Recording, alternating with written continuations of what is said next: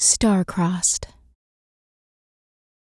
Cerise stood in the curved threshold of her late uncle's house, recoiling at the smell of souring moss and moldy leather tomes. It was nothing like she remembered from the time she'd spent there as a child.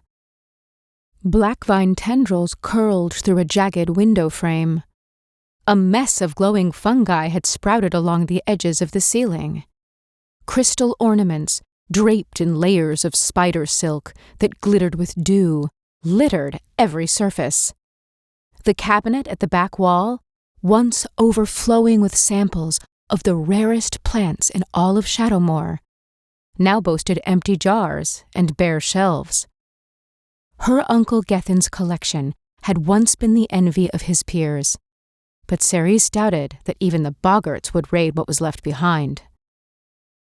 Cerise took a few steps into the house, her gaze trailing toward the domed study. Stacks of long-forgotten correspondence were strewn across the surface of a gnarled wooden desk. A bell-shaped lantern hung directly above it, with a whisper of fading magic still shimmering along the punctured glass. The reliquary of twilight hadn't been used much in her uncle's final months, but to see his most treasured belonging in such a broken state made her heart hurt. The decaying house was erasing his legacy, one keepsake at a time. Her uncle's final letter weighed heavy in her cloak pocket. There had been no tales of his adventures as a bloom-seeker or stories from beyond the aurora. Just a few sentences, scrawled with a tired hand, willing the last of his belongings to Cerise, the only blood relative he had left. She dragged a finger over the dusty fireplace and sighed. There was beauty in this room. It would just take a little time to find it. Cerise thumbed through some of the old journals on the bookshelf, feeling a pang of grief at the sight of her uncle's familiar script. She could still hear his gravelly voice in her head. She pictured the way his long ears would flick when he was amused, and recalled the earthy rumble of his laugh when he'd remind Cerise how little there was to fear in Lorwyn, because most creatures there feared the elves. In Shadowmoor, it was quite the opposite. Cerise would often fall asleep dreaming of a world without wild magic, where everything was tranquil and filled with sunlight, just like in Uncle Gethin's stories. It was those very stories that kept her memories of him from tarnishing after he had sent her away. He'd had his reasons. Cerise was more sensitive than most to the effects of the aurora. As a child, wandering too close to the border would sometimes leave her thoughts muddled for hours, and Uncle Gethin feared what might happen if her confusion caused her to venture straight into an eclipsed realm. Deep down, Cerise understood that he'd only wanted to protect her, but she mourned those lost years fiercely. When she picked up the next journal, she found a letter tucked behind the cover. Rain, I'm sorry. I don't know what else to say, except that I cannot provide what you need. I am sending another month's supply of balsam and hope you will find it improves your condition with continued use. Please understand that it's as much as I can do. Yours sincerely, Gethin. It didn't take Cerise long to spot a small parcel sitting on the shelf nearby, wrapped in a thick bog leaf. The tag was addressed to a Mr. Rain Brecken. Cerise loosened the knotted twine to reveal a small jar of salve. The skin between her brows pinched as she chewed the edge of her lip. It wasn't like her uncle to leave a letter unsent, at least not on purpose, and she had never known her uncle to moonlight as a healer. She dreaded the thought of how long this Mr. Brecken might have been waiting for his medicine, perhaps wholly unaware of her uncle's demise. Cerise rummaged through the desk drawers for a blank bit of parchment and an ink quill. Setting her uncle's journal aside, she began to write. Dear Mr. Brecken, I apologize for the delay in getting this parcel to you. I hope the wait has not caused too much discomfort, and that the balsam will still be of some use. In any case, I must tell you that my Uncle Gethin has passed away. I trust this information will allow you to make the necessary arrangements with another healer. Regrettably, Cerise Aubrey. She dusted the letter with drying powder, attached it to the parcel with more braided twine, and leaned out the window. In the curve of her palm, the parchment fluttered to life. Its paper wings glowed blue at the edges, shimmering with magic. Cerise lifted her hand up to the night sky, and the letter took off in the direction of its recipient. Not left, towards the city of Carefleur, but right, towards the aurora. Cerise blinked in surprise. She'd never corresponded with anyone from Lorwyn before. The edge of her mouth quirked in a grin. It was almost as if her uncle had left her one last gift. She looked down at the ravaged garden outside, surrounded by tangled woodland, and decided to pay Uncle Gethin back the only way she knew how, by bringing life back into his home. Cerise awoke to the sound of paper beating against her ear. She sat up groggily and rubbed her eyes, squinting as she searched for the culprit. A letter was perched on her bedpost. She leaned forward to retrieve the fluttering parchment, unfolding the edges with care. It's a good thing I wasn't waiting on an antidote for poisoning, or else I'd most certainly be dead by now. Cerise balked at the letter, stunned. Surely he hadn't meant to send this as a reply. She'd expected this kind of rudeness from a local kithkin or boggart, but not in Lorwyn, where people were supposed to be kind and helpful and... With a biting snarl, she marched to the desk and reached for her quill. Dear Mr. Brecken, I'd only sent the balsam out of concern that you'd been a long-time standing acquaintance of my uncle's and might appreciate being made aware of his passing. It appears I have misjudged the situation and will now consider this matter resolved. Kind regards, Cerise Aubrey. With a huff, she folded up the letter and sent it back through the window. After several hours of angrily peeling mushrooms off the ceiling, she received a reply. How convenient of Gethin to die, instead of granting me the one request I ever asked of him. Your uncle is a coward. Cerise was aghast. Uncle Gethin, a coward? This stranger wasn't just wrong, he was abominably rude. And Cerise was not about to let him have the last word.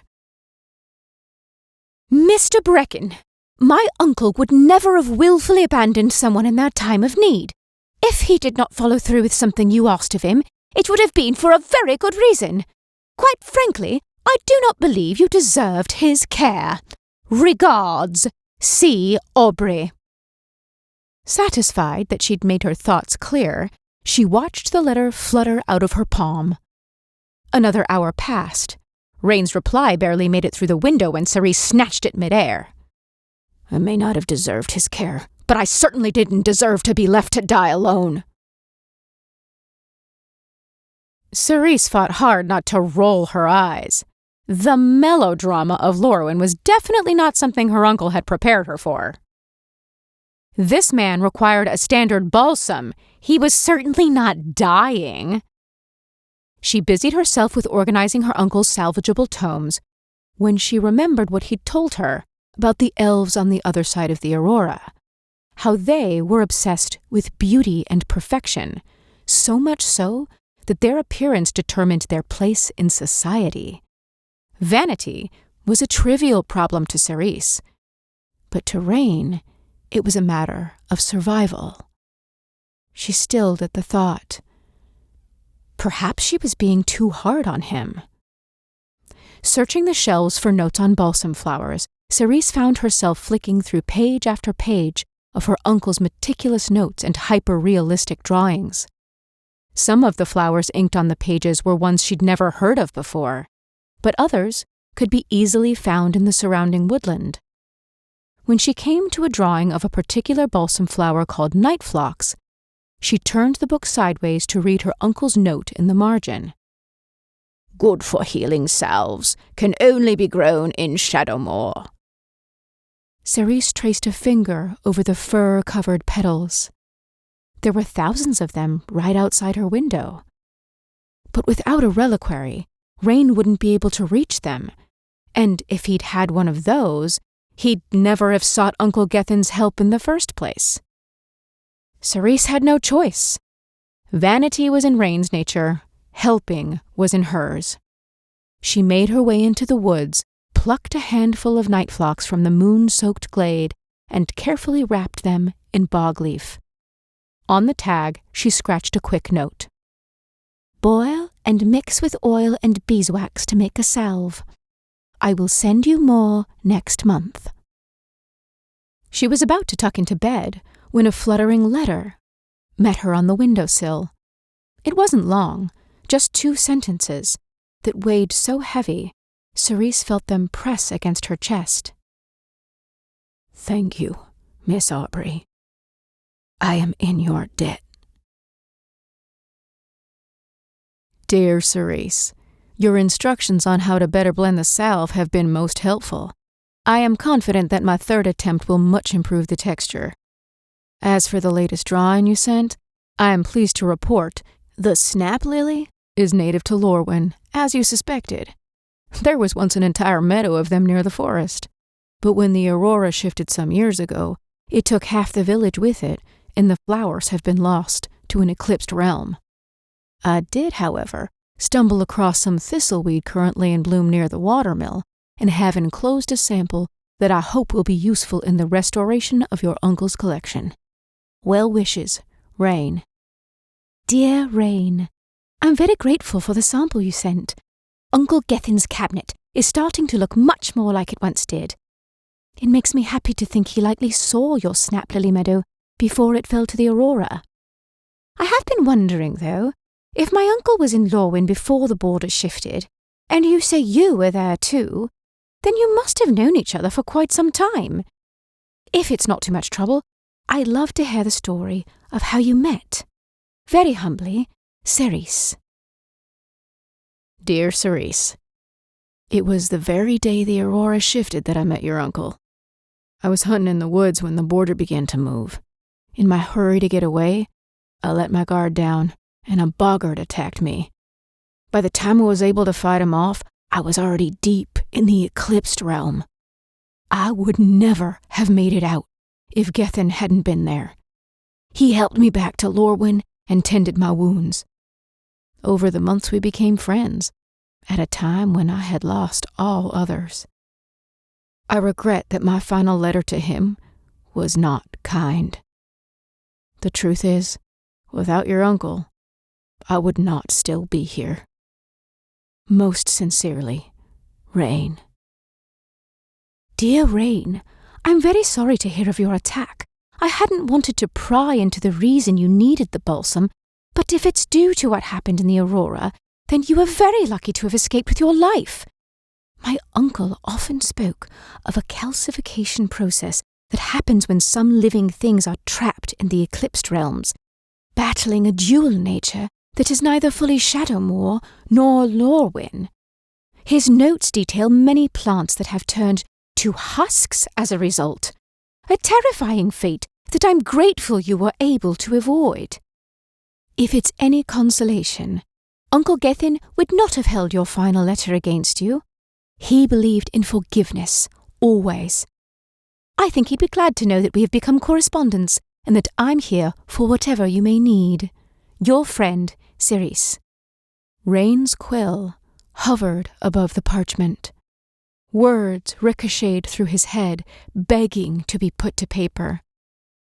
There was only one thing he wanted, and only one person who could get it for him. His gaze drifted to the mirror beside his desk, meeting the reflection he'd tried so hard to be rid of. Shiny waves of black hair fell just below his shoulders, crowned by a pair of alabaster horns that curled into gilded tips. He stared into the black depths of his eyes, feeling a pinch of shame as he followed the silvery claw marks that scarred his face. 3 calcified lines stretched from his forehead to his jawline, shimmering with the memory of what had happened in the aurora. The surrounding skin had lightened to a sickly mottled gray that felt rough to the touch. Rain knew what would happen if he returned to Lysalana looking like this. The elves would shun him in an instant. They'd call him an eye blight, and he'd be forced into the lowest caste of elven society. He couldn't face them, not even to return home. It was better to remain here, in the abandoned Kithkin village, and let the others believe he'd died. Slipping a finger below his collar, he pulled the material of his shirt back to reveal the stone lines that spread down his neck like dark, pulsing veins. They were growing dangerously close to his chest. It wouldn't be long before they reached his heart. Rain's pointed ears twitched in disgust. He turned from the mirror, still clutching the quill between his fingers. He stared again at the blank parchment, searching for the courage to ask Cerise for the one thing Gethin refused to give him. Dawn Glove was the only cure for Rain's ailment, but it was sacred in Shadowmoor. Rain had begged for it, pleaded with his very life, yet Gethin would not even consider it, too caught up in protecting the beauty of a flower rather than the life of a friend. It made it worse that he was gone. Rain had no one to be angry at anymore. He could try his luck with Cerise. Perhaps she'd be more willing to break the rules of her people. But if she refused him, he worried his anger might become directed at her, and he couldn't bear to lose another friend. He'd already accepted the balms weren't working. It was time to accept his fate. Very soon, the mark would calcify his heart, and Rain would die. But at least he wouldn't have to spend his final days alone. Rain brushed a fallen strand of hair from his brow and began to write. Dear Cerise, it is very generous of you to offer me aid, but I promise there is nothing left that I need. I do, however, greatly enjoy reading your letters, so please send as many as you like. I promise to repay you with as many wildflowers from Lorwyn as I can gather.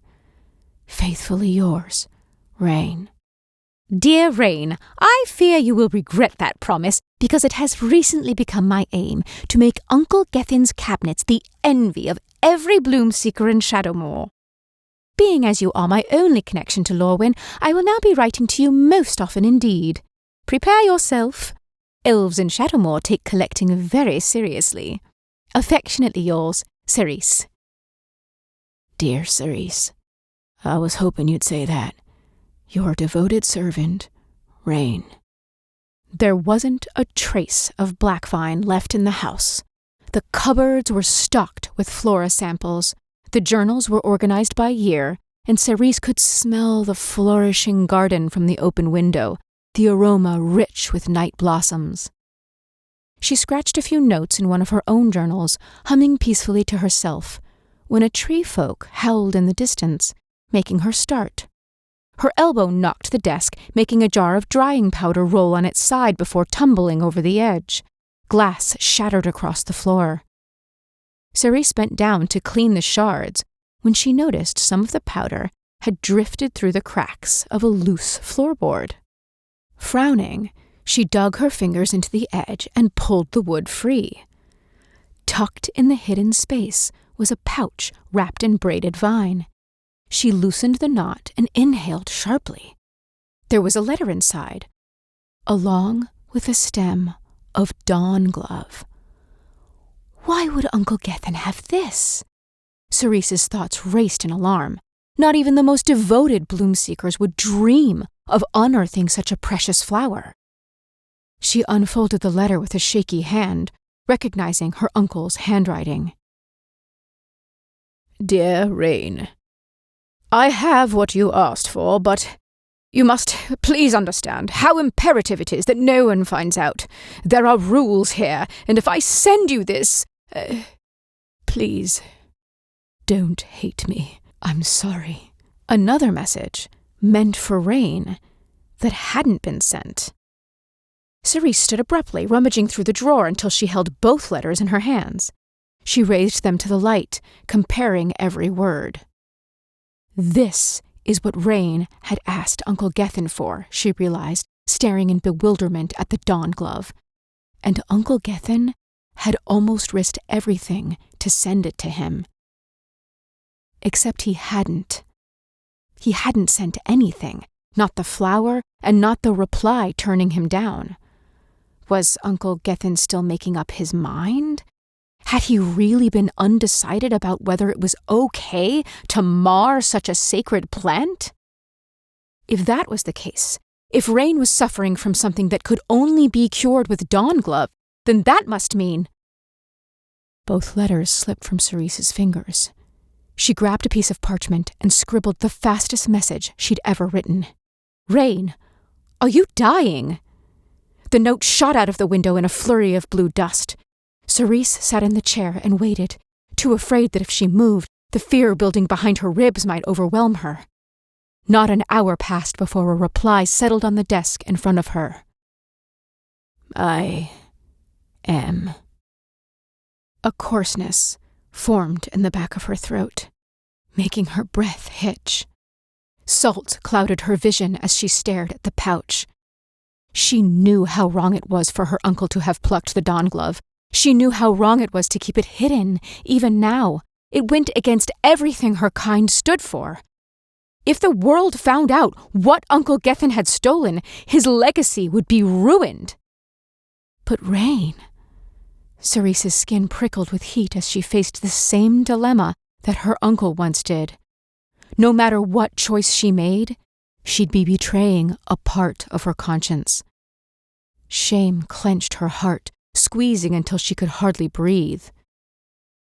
You should have told me the truth, she wrote, and watched the folded parchment vanish behind the trees. The rattle in Rain's chest was incessant. He felt as if his lungs were full of sand, grating every inhale. He'd been trying to muster the energy to reply to Cerise's last note, but he'd scarcely been able to lift his head more than an inch from his pillow. He was running out of time. Another coughing fit hit him, making his stomach muscles spasm. When it eased, he forced himself off the edge of the bed and collapsed into the chair at his desk. He ignored the mirror, unwilling to see how sallow his cheeks had become. Straining to hold the quill straight, Rain began to pen his final letter. Dear Cerise, you're right. I should have told you, but I didn't want to. You've never known the truth of my scars, and I was glad for you to imagine me as I was, and not what I've become. As I write this now, there's something I want to confess. It occurred to me some weeks back that I had no idea what you look like. I'd never asked. But more surprising to me was the realization that I didn't care. Because whatever your appearance, it holds no weight in what I feel for you. You, Cerise, are the very best part of my day. I was grateful to your uncle, but I will treasure the time I knew you with whatever moments I have left. Please do not worry. I'm not afraid of dying. I only wish it didn't mean I had to lose you. Yours, Rain. He watched the fluttering parchment disappear beyond the clouds. Sunlight warmed his brow, and he stood with his hands clutching the window frame until the dizziness became unbearable. Only then did he drag himself slowly back to bed, not bothering to tuck himself beneath the blanket. As his eyelids grew heavy, he thought of the ink stains blotched on his fingers. a reminder of Cerise that he'd get to keep forever, and managed one last smile before the darkness took him. Something cool pressed against Rain's lips. Nectar rolled across his tongue, and he gulped sip after sip until every muscle in his body began to settle. He felt stronger than he had in years, content, even in death. Rain's lashes fluttered open, and he focused on the stranger hovering above his bed. An elf, but different. The woman's hair was bone white, tied in a long braid that fell past her waist, with a pale pink complexion that was merely a shade lighter than the thorny vines that spiraled into horns at her head. Her lilac cloak draped over her tunic like layers of flower petals, trailing all the way to the floor. One of her hands held a small bowl filled with an aromatic liquid. The other gripped a broken lantern that flickered in slow, fading warnings. Rain stared at the weakening light before his attention jerked back to the woman. Behind her dark eyes was worry, fear, and hope, all directed at him. His stomach tightened. The way she was looking at him now... "Cerise?" he croaked in alarm. He threw his legs over the side of the bed, straightening with an ease he had forgotten, and nearly lost his footing. He closed his hands over her shoulders, stilling them both. "What are you doing here?" Cerise tilted her head, eyes turning glassy. "I couldn't let you—" The bowl slipped, clattering heavily to the floor. She instantly recoiled, hissing through sharp teeth as she shook his hands away. "Don't touch me!" she snarled, expression filling with disgust. Rain pulled back immediately, brow crumpling as he watched her gaze drag over his scars. He felt each one of them as if the boggart was splitting his flesh all over again. He brought his hand up, shielding the side of his face. Cerise blinked in confusion, brow softening. "No, I didn't mean... I don't know why I said that. I'm so sorry, Rain. I was only trying to..." She looked down at the spilled liquid drifting through the cracks in the floor. Unease tightened around her words. Did it work? Was it enough? Finally, Rain understood. He let his hand drop. "You fed me Dawn Glove. You crossed the aurora." "I wanted you to live," Cerise said with a shaky breath. The lantern gave a sharp flicker, and she bared her teeth. "You'd be better off dead." Rain stared at the fading lantern's glow. "Your reliquary, it's broken." "No wonder you were afraid of being cast out," she seethed, ignoring him. "You're hideous."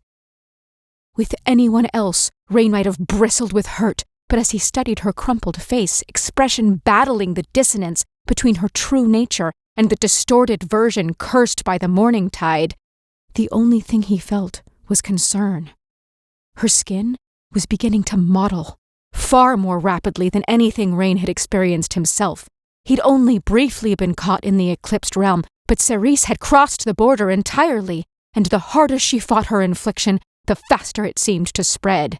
If she remained in Lorwyn much longer... "Cerise," he said stiffly, "you need to get back to Shadowmoor immediately."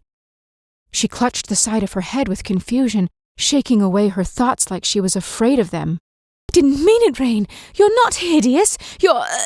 Her words were cut off by a choking sound as she clawed her own neck. Rain lunged forward, catching her body in his arms before she fell. He held her against his chest while she spat curses at him. "It's okay," he whispered against her temple. "I'm gonna make sure you're okay."